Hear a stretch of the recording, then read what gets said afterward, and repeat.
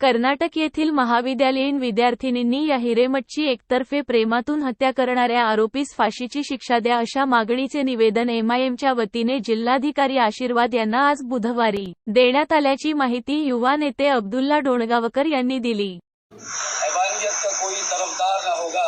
जालिम का यहाँ कोई मददगार ना होगा और इस्लाम का बस एक ही कानून लगा दो, भारत में कभी कोई बलात्कार ना होगा। माननीय जिलाधिकारी कार्यालय में आज उल हिंद मजलिस इत्तेहाद मुस्लिमीन की जानिब से कर्नाटका हुबली के अंदर जो विद्यार्थी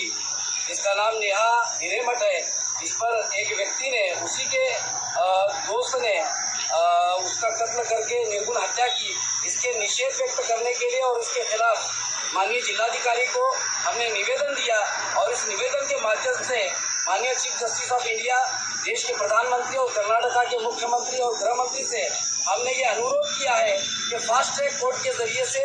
महिलाओं पर हो रहे अत्याचार के खिलाफ कड़े से कड़े कानून बनाकर जो नराधाम है उन्हें फांसी की शिक्षा दी जाए। ऐसे पार्टी की विचारधारा है और हम इससे पहले भी आपसे कह रहे थे कि देश के प्रधानमंत्री आज लोकसभा के चुनाव में प्रचार करते हुए नेहा का नाम लेते हैं, लेकिन देश का मणिपुर जल रहा है। मणिपुर में बीजेपी की सरकार है, लेकिन प्रधानमंत्री के जबान से मणिपुर में नग्न अवस्था में जो महिला को निकाल कर रेप कर जो महिला को नग्न रैली निकाली जाती है, उस पर प्रधानमंत्री के कान पर क्यों नहीं रखती? प्रधानमंत्री एक लफ्ज नहीं करते। प्रधानमंत्री नवाब शरीफ की बिरयानी खाने के लिए उनके पास वक्त है, प्रचार के लिए उनके पास वक्त है, लेकिन जहाँ जहाँ देश में महिलाओं पर अत्याचार हो रहा है उस पर कड़े कानून बनाकर उन्हें फांसी की शिक्षा दिलाने के लिए और सदन में कड़े कानून बनाने के लिए इनके पास वक्त नहीं है। मैं यहाँ के उम्मीदवार बीजेपी के राम सातपुते जो लव जिहाद का नाम देकर मुसलमानों की बदनामी कर रहे हैं कि मुसलमान युवा महिलाओं को, लड़कियों को फंसाकर बहलाकर हत्याएं कर रहे हैं, रेप कर रहे हैं, मैं उनसे कहना चाहता हूं कि माननीय राज ठाकरे, आप ही के पक्ष के, आपके मित्र पक्ष के राज ठाकरे ने ये कहा था, अगर देश के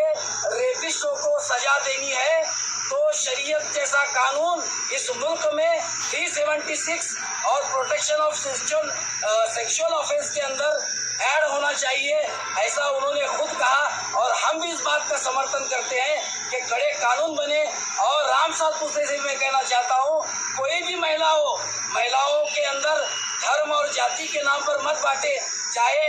वो निर्भया हो दिल्ली की, चाहे कोपरडी की श्रद्धा हो, चाहे वो आसिफा हो, चाहे वो हमारी बिल्किस बानो हो, हम इनमें कोई धार्मिक भेदभाव नहीं करते। हम यही समझते हैं कि भारत की जो गंगा जमुना तहजीब है, भारत की गंगा जमुना तहजीब ने यहाँ पर महिलाओं को सीता कहा, कहीं पर दुर्गा कहा, तो हम भी इन महिलाओं को कहीं आसिफा और कहीं हम उन्हें बिस्मिल्लाह के नाम से याद करते हैं। लिहाजा हम आपके माध्यम से और चैनल के माध्यम से यही अनुरोध करेंगे कि जो नेहा हिरेमठ पर जिस व्यक्ति ने भी उसकी हत्या की है उसे कड़ी से कड़ी सजा मिले और उसे फांसी की शिक्षा हो, ऐसे हम पार्टी की तरफ से मांग करते हैं।